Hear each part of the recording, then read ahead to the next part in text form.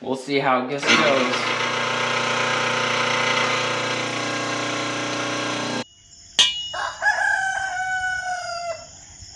Hey guys, I'm Jayce. Welcome back to Farmstead Forge. Today I'm doing a walk around of my Clay Spencer tire hammer or power hammer.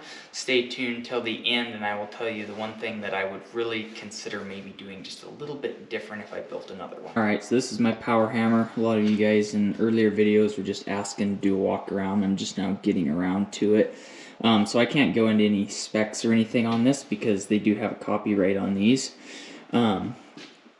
So we can't get into that, but I will put a link or in the description to the website where you can get plans. Plans are like, I don't know, 30 or 60 bucks or something, you know, well worth it. So start off, it's just a donut, you know, spare tire. Got it out of a junkyard, brand new, and I was actually kind of shocked at the price they wanted for one of those, you know, at a junkyard, but I guess they kind of got you because they know you need one. So it wasn't like a break the bank or anything. It was a little more than I thought it was going to be. I didn't build this one in my shop. I built it down at my nephew's because I didn't have good power in my shop, and I'll put a picture up here of what my shop looked like back then. I built this about 6 years ago, and it has held up just great. Haven't had any issues. Couple little things and all talked about that. But it was nothing serious, just normal wear and tear stuff.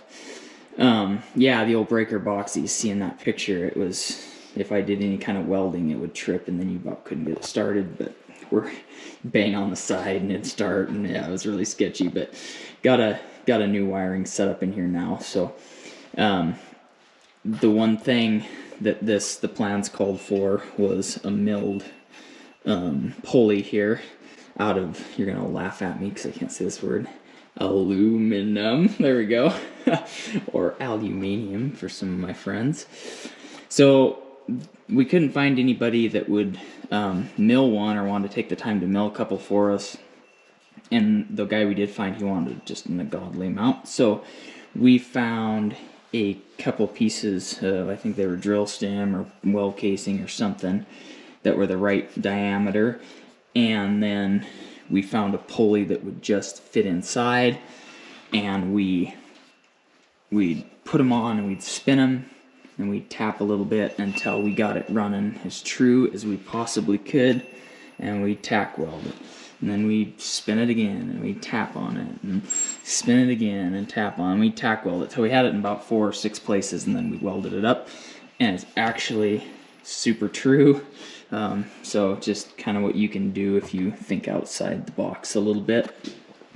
You can adjust your tire pressure, and that will kind of control your hammer running faster or slower. I think the plans said a recommended amount, and I think that's what I put in here, and I've just left it and just gotten used to what it is.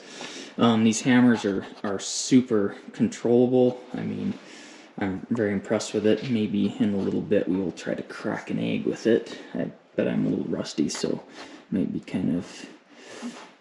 not go so well. You know, a lot of guys will use a tube and fill with concrete. These are actually solid steel. I think probably off an implement. We found some junk piles and everything, and got a few of these out.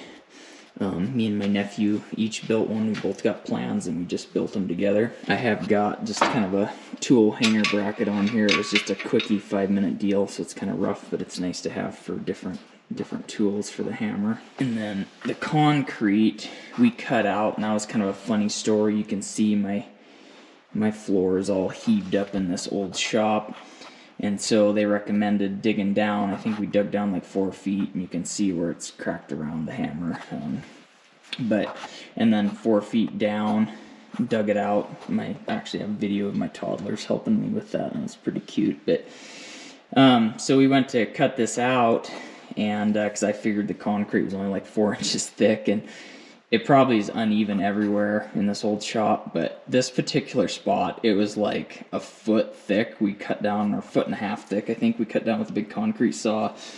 and bottomed it out. And so we chipped for a while, and we cut some more and chipped for a while, and it was horrible. So if I'd known it was that thick in this old cracked floor, I would have never cut it out. I just bolted it down, and if it cracked out, then I would have tackled the problem.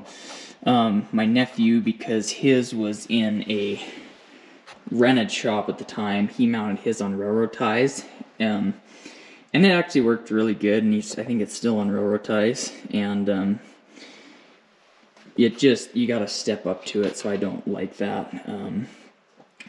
You're supposed to fill all these with sand. I didn't, because I built at his shop, and at the time, my old shop,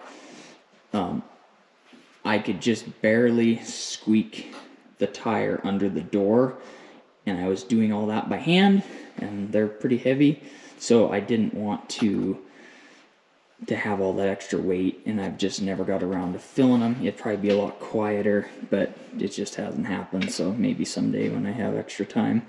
But I basically cut some of my favorite 3/4 sucker rod and put under it for rollers, and just very carefully wedged it under my door, rolled it up here, and then rolled it into place. And I do have just probably like a Tractor Supply stall mat that I cut and put under to absorb shock. I've built a ton of tongs and tools on this thing in the past 6 years, and it's just been great. The only little things, once in a while, you just got to tighten up your Allen heads on your dies, because sometimes just the vibration, they start to work loose a little bit. And then my one bearing up in here has a set screw, and one time a couple years ago it worked loose and this thing got really crazy loud, but I shut it off right away with the brake on it. It'll stop pretty darn quick, and I just got it all lined back up, tightened it up, and I've never had an issue since. So it's probably just never tightened real tight from when we built it, because we were getting everything timed and all that. So I still have to build another set of dies for it, with some half rounded dies and then flat. I just have never gotten to it, but they'd be really nice for drawing out and stuff. I got this little block set. If you make one of these, you don't have to have it this thick. It's kind of what I had laying around, and it just takes up too much room, so I actually need to make a thinner one that's like 1/2 inch stock. But it's just nice. You can throw these quick dies in. Just a nice tapered one for doing tapers and things like that. Alright, so the one thing that I would consider doing different if I did it again, the guy on YouTube, Gary, has a channel, and I will put a link to his channel right up here in the corner. He built one with an adjustable back, so you can adjust the throat. You have to adjust this too for your pedal. So it's not a really quick thing, but the one thing, this does have quite a bit of room for your throat, but obviously if you get something big, it'll just barely boom, boom, boom, you know. So that's the one thing that I would consider doing if I built another one. And I encourage you, if you're thinking about building one, is go over and look at his with the adjustable back. It can adjust your throat. Obviously, you know, you'd have to be careful. You couldn't just do thin stuff right after thick stuff, because you could have a wreck, but it would be very handy in the shop. Just open up so many doors for you. Should we try to crack an egg?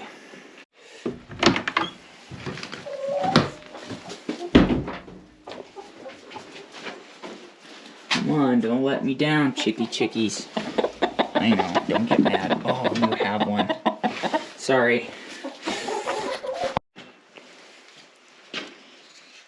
Okay, so I am rusty. We'll see how this goes.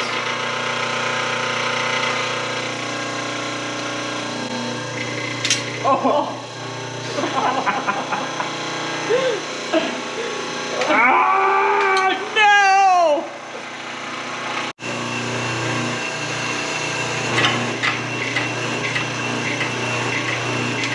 Oh, I cracked it again.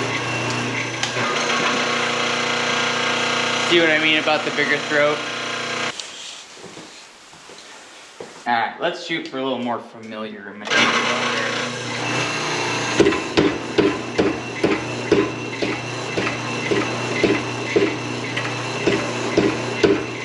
So, I'm not quite as bad as I thought it was.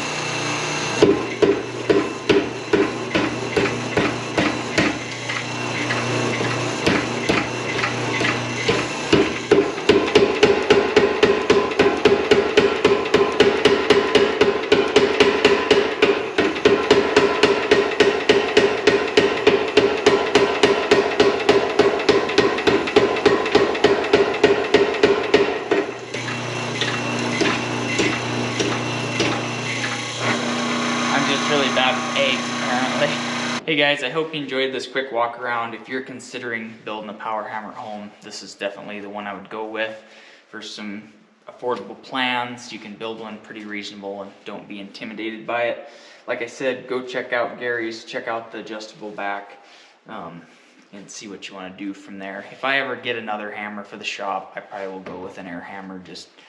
It'd just be nice to have a little bit bigger one around. So anyway, hope you liked the video. Hit like, hit subscribe, keep it simple, and we will catch you guys in the next one.